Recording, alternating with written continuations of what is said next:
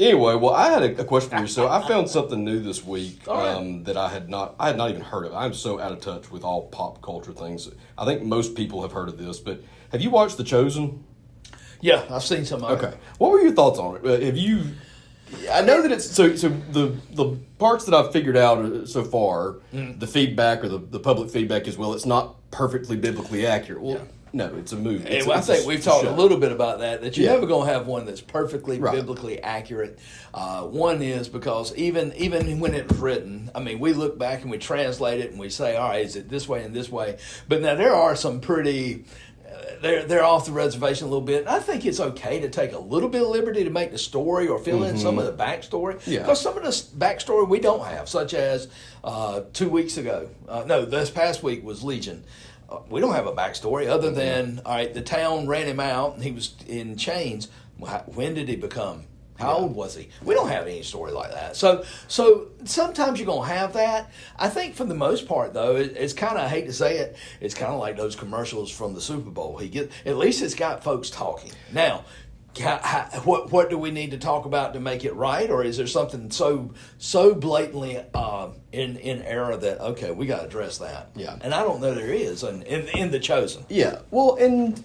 So I've watched the first season. I got about 5 episodes into it, and I told Mama about it. And then I went up and saw them the next day. And when I got there, they had binged almost the entire first season since I talked to them the day before. they already in the epistles. They were moving. So they loved it. And then we watched it several times. We watched... Dad passed Mom, so we had to go back and watch her episodes again. I know that feeling. And then, so we've ended up watching the one about the wedding party several times. It ended up being watched several times. So John 2. Yeah. A really interesting thing about that I noted, and again, I went back and checked Scripture. There's not a whole lot there. The Scripture basically says, Mary goes to Jesus and says, we need more wine. And he said, how's that our problem? Yeah, I ain't got a problem. But there's really not, the show basically depicts him saying that my time's not yet come, and then she says, "Well, if not now, then when?" Which is a throwback to something he said in the Luke 2 story, I believe, in the temple, or something was said. But in the Bible, nothing was said there. Right. She said, "We need more wine."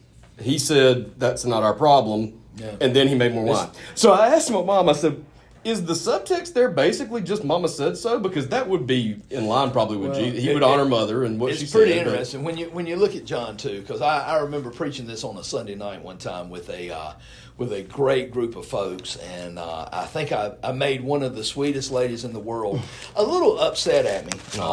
And it was funny because every time I see her now, I always say this to her. and it's one because here's what Jesus says, "Woman, what does that have to do with us?" And she was like, and I kind of said, no, I think Jesus is kind of telling me, Mary, woman, this ain't got anything to do with me. She got ill because Jesus would never say that, not to his own mama. Well, that's said a lot in the Bible. Man or woman, they say man this, man that. And I always wonder, is that just maybe how they talked back then, or was it meant in that No, time? I think it was one of just addressing her of, hey, my time's not yet come. Right. And it wasn't, I don't think it was a disrespect. At the same time, he was putting it won't mama. Mama, now listen, Mom. No, it was woman. Now listen, this is my time's not yet come. But it's interesting because Mary turns right around in the Scripture and says, whatever he says, do.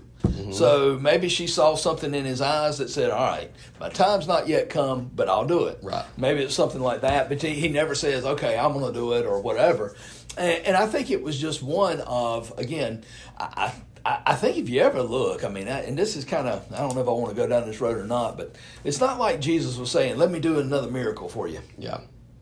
I take it that a lot of times he did miracles, but I don't know that he was ever saying, all right, now I'm going to really wow him with this. Yeah. And so I think that's the main gist. And of course, the change from water to wine. I mean, I think it's the kind of the symbolic of what he has come to do as far as the changeover from the old covenant to now the new covenant. There's several things afoot there that you can look at. Well, there were a couple of things from watching it. I've loved watching it. So my reason for it is, first of all, I'm not terribly concerned about the exact accuracy of things. I've got the actual book. In fact, it says we encourage you to read the Bible. We understand we're not trying to... And that's what the people that are producing it, I know them and know their stuff. Right. I'm not sweating that. Right. Because I know what their heart is and what they're trying to do. Well, and will it ever be perfect? No. And what I'm loving about it is it's bringing Jesus to life. I'm somebody that I always like watching the movie more than I do the book. Even though the book's usually better, and most people say that. Yeah, I understand that. I'm more of I'm not a great reader. I'm a slow reader, I guess. I probably my overanalyzing every single word and reading every sentence 12 times and ADD and all this stuff. So watching it on screen really brings it to life, and seeing the look in Jesus' eyes when he's playing with the kids in that early episode. And I've really liked watching the disciples for two reasons. Number one, yes, we're called to be like Christ, but we're never going to. Right. The disciples is what he's actually called us to be. They don't tell us to be Jesus, be like Jesus. We're called to be disciples. Right. Well, I'm seeing a lot of things in the disciples. How much they fight with each other, and then also just the way they follow Jesus. They're blind following, blind loyalty. They're human just like us. Right. So I've enjoyed those sides of it, but I love kind of what you just said, and it's in the C.S. Lewis book. One of the things that Christians disagree about the most is the importance of what they disagree about. Right. So there are a lot of people that'll get really bent out of shape over one word being off here or there. He didn't say this exactly right, or hey, a couple of years ago, and again, I'm not sure that was properly done, but NBC did did a Old Testament type, and I really did. I was like, whew, and my biggest hang up was not that it was biblically inerrant. It was that Abraham. Yeah. He was not a white English trained professor Yeah. or actor Yeah. that's almost looked Shakespearean. It's like, dude didn't look like that, or talk like that. And it's kind of like, okay, we need to portray him as what a Hebrew would look like at that time, or a Jew would look like at that time, or a Middle Easterner. I had to laugh at, because you had just said it on a show not too long ago, that me and the kids watched an episode of The Chosen the other night, and very first word out of Gabe's mouth is, "That doesn't look like Jesus." It actually probably does look a lot more like Jesus. Yeah, I was going to say, he's supposed to have blonde hair and blue eyes. Mid-Eastern? So then I had to explain to him, like, that is not what you think Jesus looks like is probably not what he looks like. Yeah, when we get there, I don't think he's going to look like that. No, I don't think so. And I think some people could be really surprised by that. That's it's funny because, we did our musical this year because we weren't in the sanctuary, our Christmas program. We did it with Avisboro. Mm-hmm. Avisboro has this is so great, Avisboro has the manger scene that was used in Home Alone 2. Oh, really? Home Alone 2. Somehow or another, somebody knew somebody needs somewhere to store it, so they store it. And it has become something they put out in their lobby.